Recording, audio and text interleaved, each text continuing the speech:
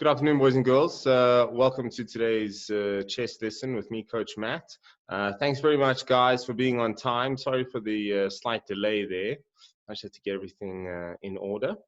Glad to see you all on time and ready to rock and roll. That's very, very good news. I hope you guys have been practicing. I hope you guys have been keeping up your chess. It seems like I've seen a few of you popping online, doing a little bit here and there. So let's keep that up, please, guys. Also, as far as the program goes, if you guys have got any questions, if there's something you don't understand, anything whatsoever with regard to those chess programs or the exercises that I've given you guys, please do contact Mr. Kampa and do ask him, anything, absolutely anything. Okay. So guys, let's get right into it. As usual, please use the Lichess chat room, preferably. Alternatively, the Zoom chat room works pretty much just as well. So I mixed it up a bit here today. We're going to keep with the exercises, not too bad, the ones that are ahead of us today. And then we're going to have a look at a Grunfeld setup.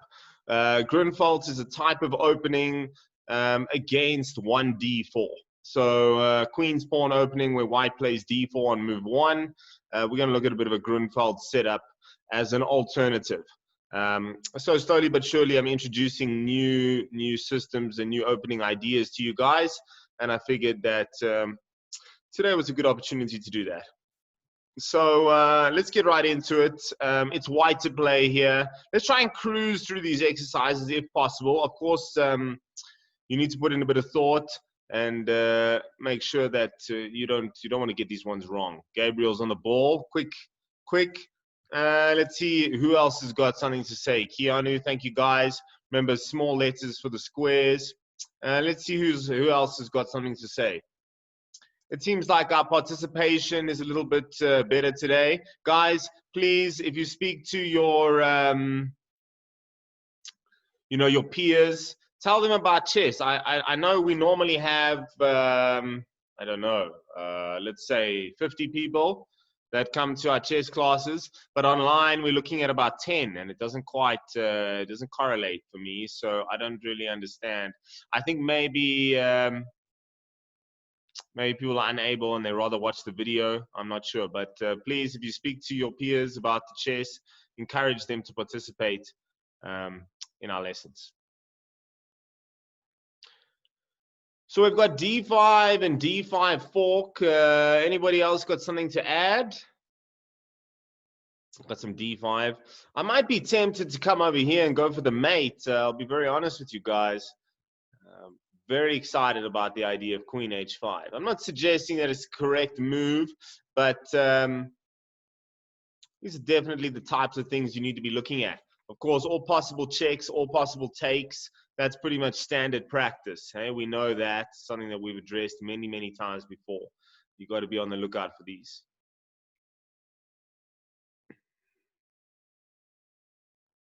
So I'll give it a couple more seconds and then we'll move on with the solution. Because like I said, I want to try and get through these without too much delay.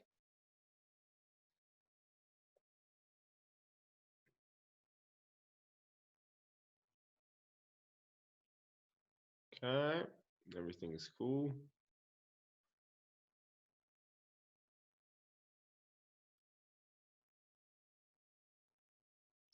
All right, guys. As you probably guessed, d5 is the correct move. And I want to make a new, I wouldn't call it a rule, but a new guideline. Let's go with a new guideline here. When you give a move, I want the best move for your opponent as well. So if we're talking about a move for black, then I want white's best move.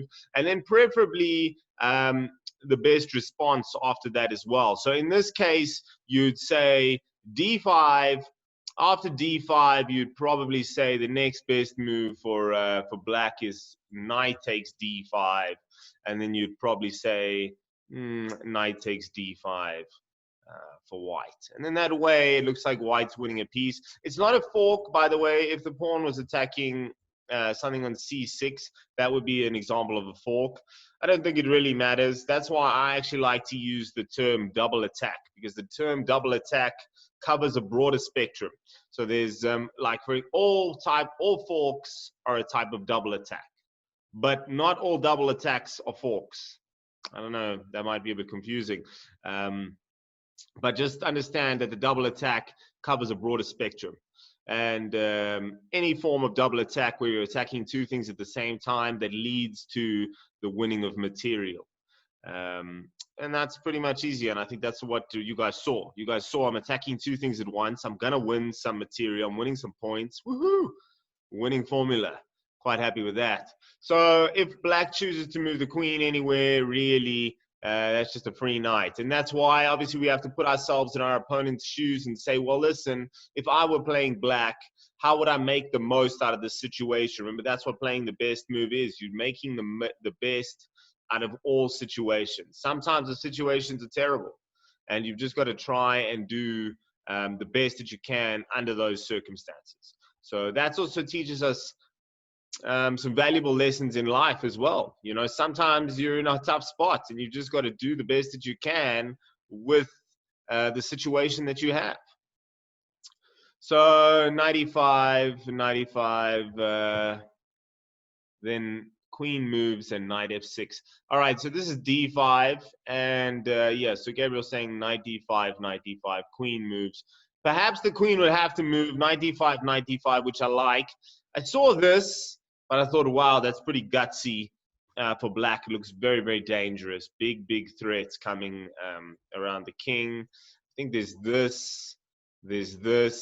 So there's a lot of very scary things that's happening for the black pieces here.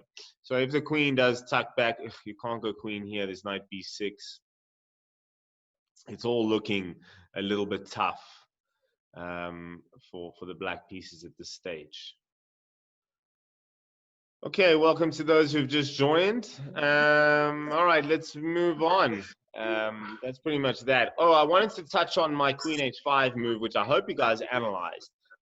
Queen h5 looks good. You always got to look at these type of ideas. If it weren't for queen g6, beautiful saving grace for black, defending the pawn and also threatening to trade the queens, then queen h5 would have been very, very good. Guys, just a reminder to please mute those microphones. I can hear somebody.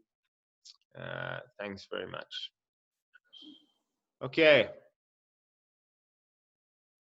Let's move. White to play and win. It looks like a bit of a tough spot here for white. If I look at it, is white 2 pieces down? Ouch. That's not really what you want to be seeing. So white's 2 pieces down. Got a little bit of a king side attack. Doesn't look too dangerous. Let's see what we can come up with. Okay, that looks like Tsepo with a knight f6. That does look juicy, young man. I hear you. I hear you. Let's just double check our stuff. But nice answer. Thank you for the participation. Good move as well. Hi, Jason. How you doing? I hope you're practicing hard. I see he makes quite a regular appearance on the Lichess, guys. Yes, good, thanks, young man. Guys, remember, you want to try and pop on the Lichess as much as possible. Practice makes perfect. Hey? If you've got a little bit of spare time, just pop onto the main menu and just play a game or two. Otherwise, alternatively, I've shown you guys, you can check out the Learn tabs and go and do some puzzles. That's something I like to do. Works on my tactics, just keeps me sharp. And then there's some of these practice things that are also pretty good, the practice and the chess basics, if you haven't already done those. All right, so we've had knight f6 and knight g5 from Tsepo. Then we've had a little bit of knight g5 from Gabriel, wants to join the knight g5 bandwagon. So guys, we said that if you're going to give me a good move for white, you're going to give me black's best response. So if knight g5, you may be looking at this. You're also probably looking at this, which is fair enough. A little bit dangerous. I might be a little bit scared if I were playing black. So definitely some things to consider. Maybe it's the best.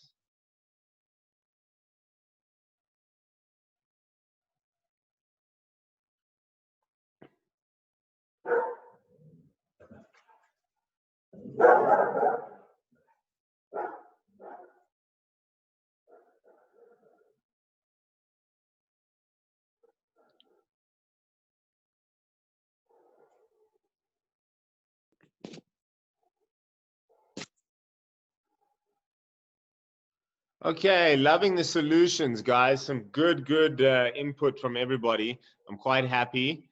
Anybody want to add anything else before we move on?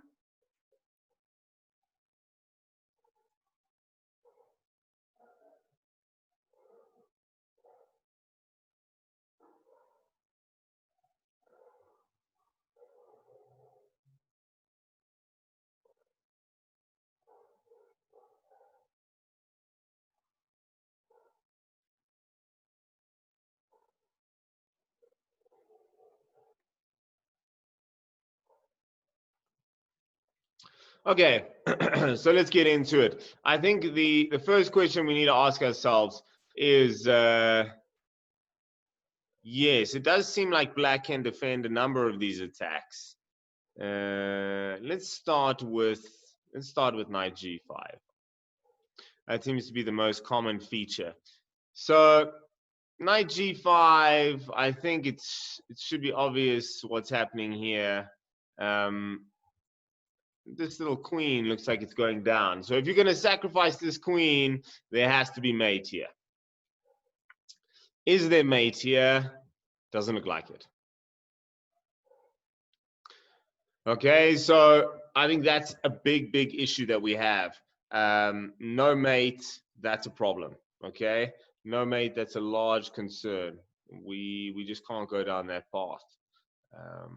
So knight g5 is off the cards, guys. Knight takes d3 is too strong. Doesn't seem like there's anything we can do about that. Let's investigate knight f6. Looks a little bit more solid because things are a lot more difficult to defend now. Suddenly knight f6. What happens in the same example? If knight takes d3, well, we have this. It's referred to as the Arabian mate, where the knight and the rook combine together in this way, and they trap the king on h8. So this is a nice little mate, one to remember, the Arabian. But hold on, I'm not convinced. Let me just see. So there's two threats. Let's call it threat number 1 and threat number 2. So we have to now, we have to put ourselves, as we said, in our opponent's shoes and try and see if we can solve this problem. It's always tricky when there's two mate threats at the same time, especially if they're coming from different angles, because it's really difficult to defend that. The more that I look at it, I don't see a way to defend. Let's say black plays rook h4. Nah, h6 is just queen h6. So that's not going to do it. Sorry about that skew arrow. So h6, queen h6. That's the problem. g6, rook h7. That looks like an issue. Check this out. Worth mentioning. I thought I'd pop this in here. Rook h4. Looks like it does defend this square, but there's still queen h7, rook h7, rook h7, which is also mate. Tough stuff. There's a check here, but I don't know if the check really changes anything. Queen g8 will be the same thing. Again, I can go queen h7 or rook h7. Rook h7, queen h7, queen h7, mate. No plausible defense. Knight f3, like we said, it gives a check, but I don't know if that changes anything. I can probably just take that. Can't take the knight because it's mate. You can go here, but then it's still going to be mate.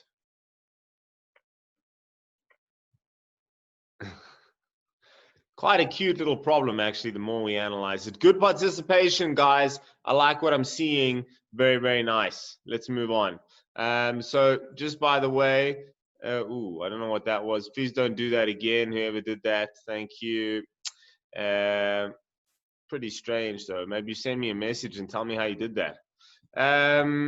Okay, so Let's move on. Like we said, knight f6 looks good. Hey, don't do that, please. Thank you. Rook h7. King takes. Knight f6. Double check. I thought this one might work, but it does seem like the king is going to run because he gets to g5. So that's a bit of a snag, really. If he goes back to h8, then queen h7 will mate. All right, let's move on to the next one. Okay, guys, easy one, a pattern that you guys have all seen before. Let's try and solve it quick.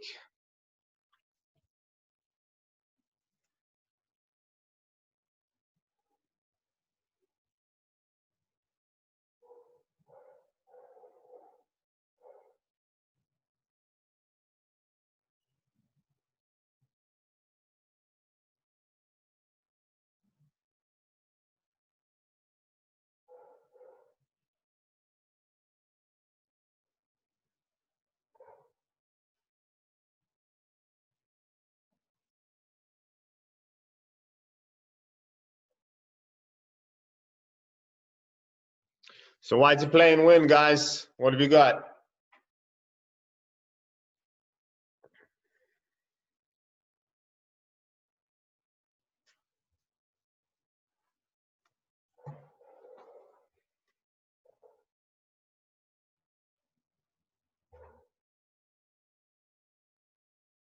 All possible checks, all possible takes. Let's see what we can do here. Ooh, worth mentioning, black's got a very nasty threat that I'm sure you guys have already identified. So we've got to be quite cautious in our approach here. So we've had bishop b4, which is good. It seems like he has identified black's threat, nicely done, Seppo, and Gabriel as well. Looks like they've found what black is threatening. So if you look at this position, it looks like white's 2 pawns down. He sacrificed 2 pawns for this position, or lost them, whatever the case. And black is threatening queen a1 mate, which is very scary. So by moving the bishop, like in Keanu or Seppo's case, their plan is to open up a square for the king, which not a bad idea. I mean, it doesn't look like it's very attacking or very good. It does just feel like I'm surviving. I think it does backfire though. So like either one of these moves, I think black might have bishop h6, which does cover this diagonal. So then when you block, whatever you choose to block with, queen a1 will still result in mate. A bit of a sneaky there from black. So you always got to keep your wits about you. I'll give you guys a clue. It's mate. White to play and mate. I'm not going to tell you how many moves, because that might be too much of a giveaway for these young minds. But it's definitely a mate.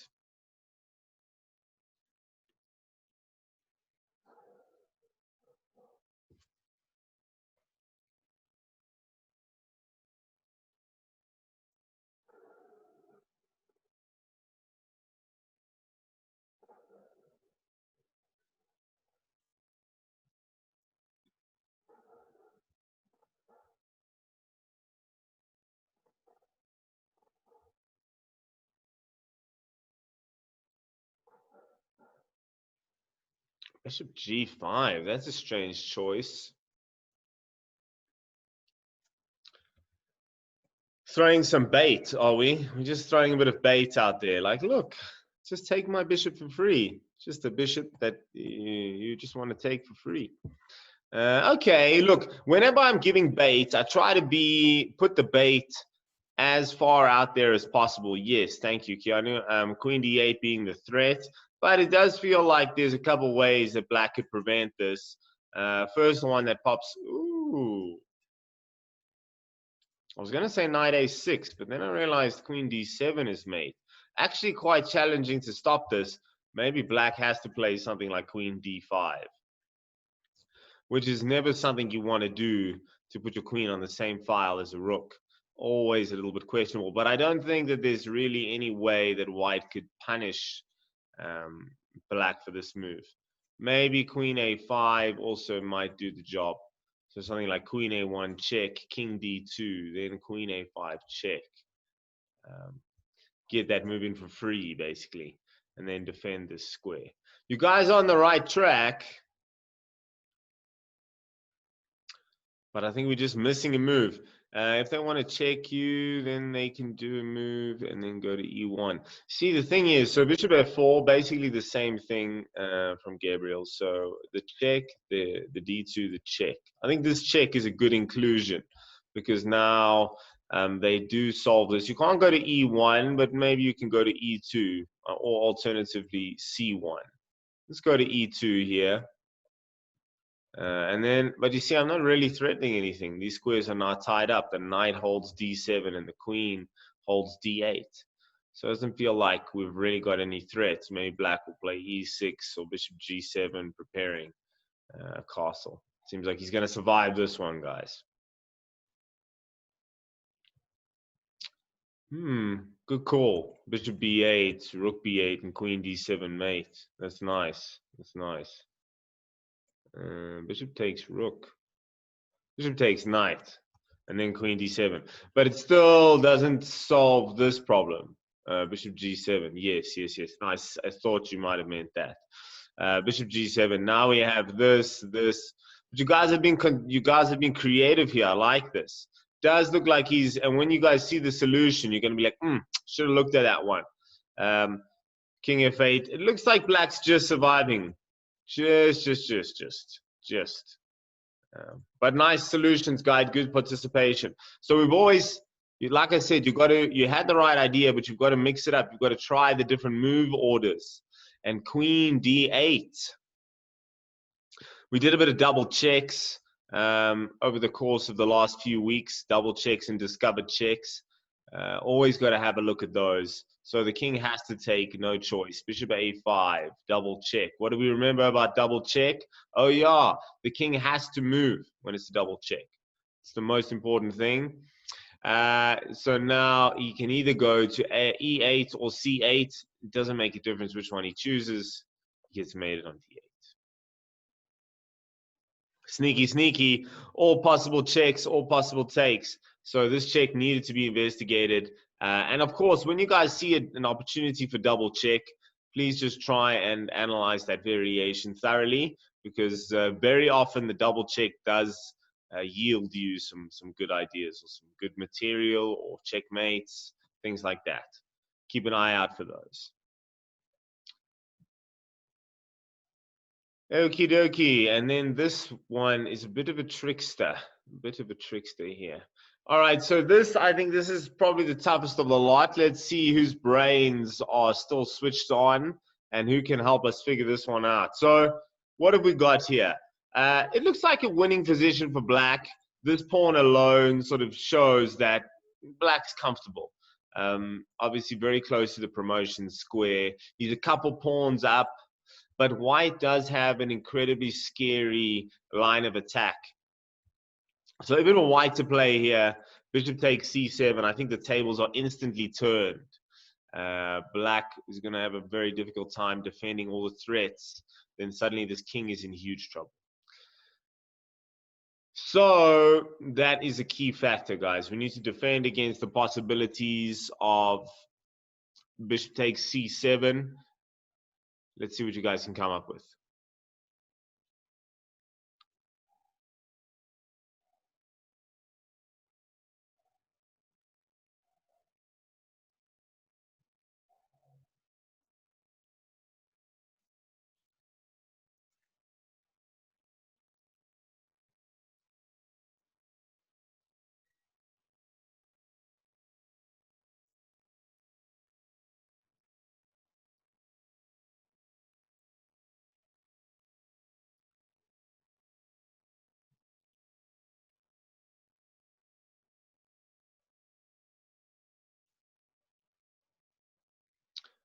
That's a good point, Gabriel. Rook takes c7 might even be more deadly. That's it. But it's black's move here. We are trying to solve that problem. So rook takes c7 is a deadly threat. Bishop takes, and queen b8 mate. Thank you, young man. Well pointed out. I like that. Everyone's nice and sharp today. Very, very good. But we're trying to solve that problem. So we know what's coming. We knew we had to address the issues on c7. How are we going to do that? So, I mean, you could play something like rook c4. I don't think I'd have a huge problem if you played, like this was a game, let's say this was a game, we're playing against another school here, it's a must-win game, and black plays rook c4. I'd be like, yeah, okay, it seems like a good move. Because you're going to, hopefully, I mean, if you trade off the rooks, then surely this must be one for black. There's no doubt that white's in huge trouble here. I don't see how they're going to save this. The most important thing is, can we avoid the checks? And it looks like we can. So then the next thing is white's going to ask is, how's he going to stop this pawn? Maybe like queen a1, then a2. Now it's getting dangerous. Queen a1. Now I think I can just go bishop d4. Actually, it's too easy. Bishop d4 and then a1. Then I just promote. It's game over.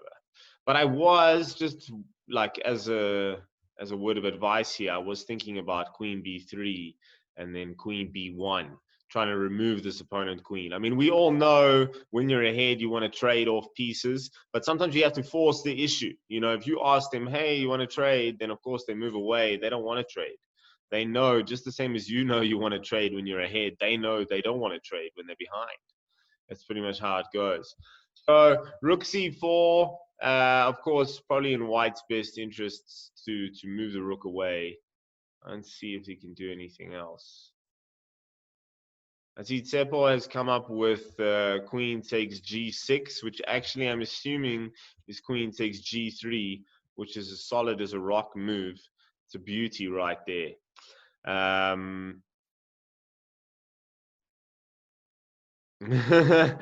We must help black. It's black to play. We're looking at it from black side, guys. That's why I always try to turn the board the way or for the side that we are playing. But as always, when we're doing analysis, you've got to analyze the best move for both sides. It's always easy to plan the best move for yourself and give your opponent some nonsense moves just so that your plan works out perfectly. So we've always got to analyze, just as a general rule, best move for both sides. Queen takes g3 is a stunner. I'm going to give that an exclamation mark, as that's just an outstanding little move.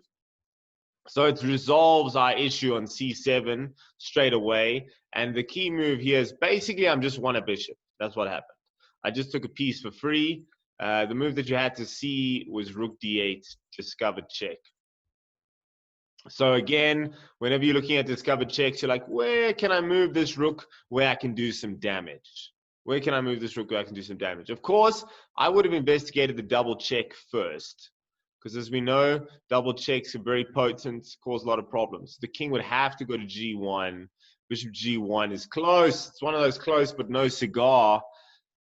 I don't know. Maybe white is still in trouble here after rook takes c1, because now I'm still threatening discovered checks with the bishop.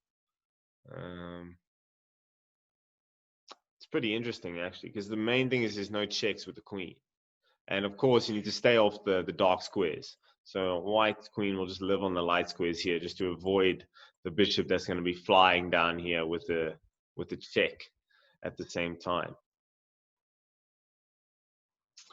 So black's looking happy. So I think the key one here is queen takes g3. Well done, guys. And good participation all around. I like this, guys. We're getting involved. I think it's definitely going to accelerate the learning and help you guys to make this a little bit more enjoyable. All right, let's move on to our Grunfeld discussion.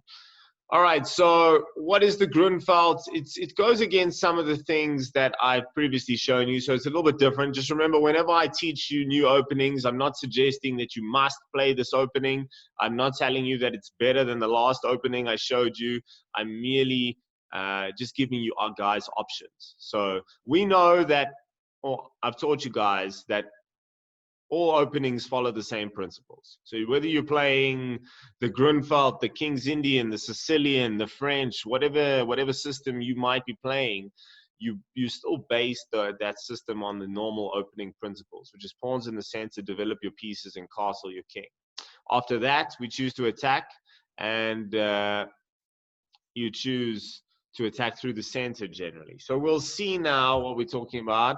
So, I mean, d4, d5, nothing. This is queen's pawn opening. I think more and more people are playing queen's pawn opening these days. I think, you know, of our class, I would say probably close to half people are playing d4, which, I mean, I've told you d4 is just as good as e4. And this is a way to go.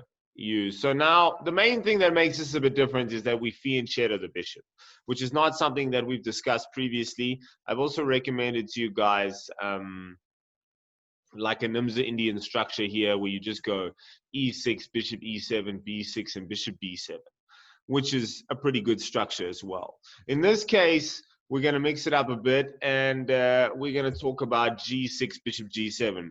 We're talking about fianchettoing the bishop, putting the bishop on g7 and casting. So I'm going to have to speed it up a bit here.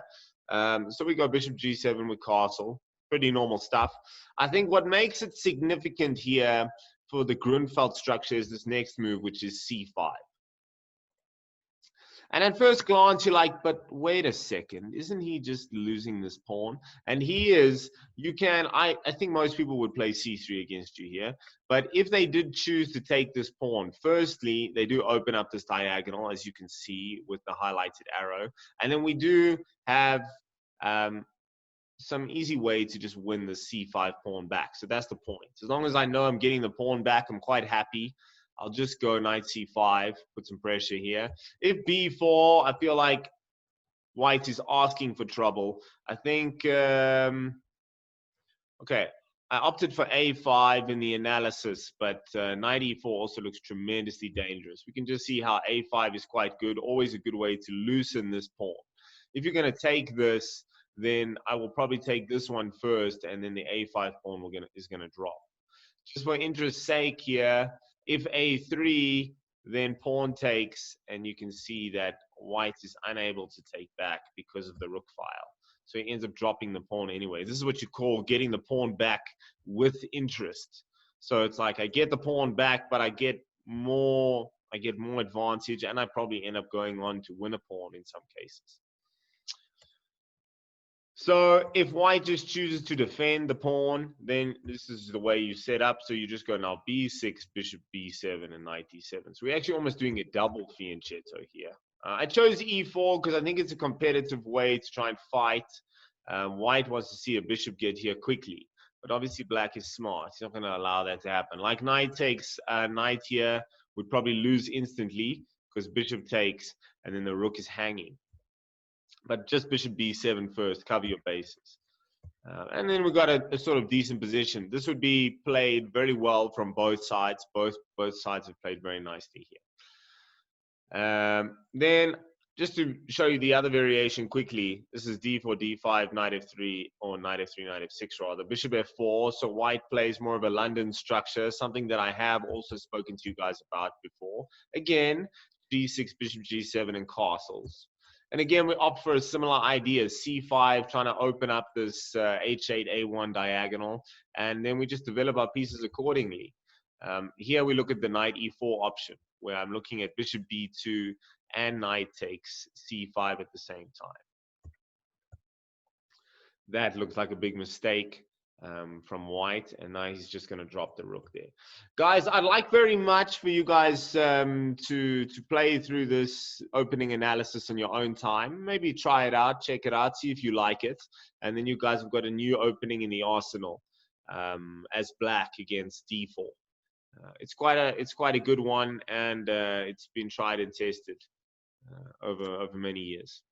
Guys, I hope you enjoyed today's lesson. Please use the next half an hour to play some chess. I will be online. I'll be watching you guys. Good luck with your games. Look after yourselves, and until next time, goodbye.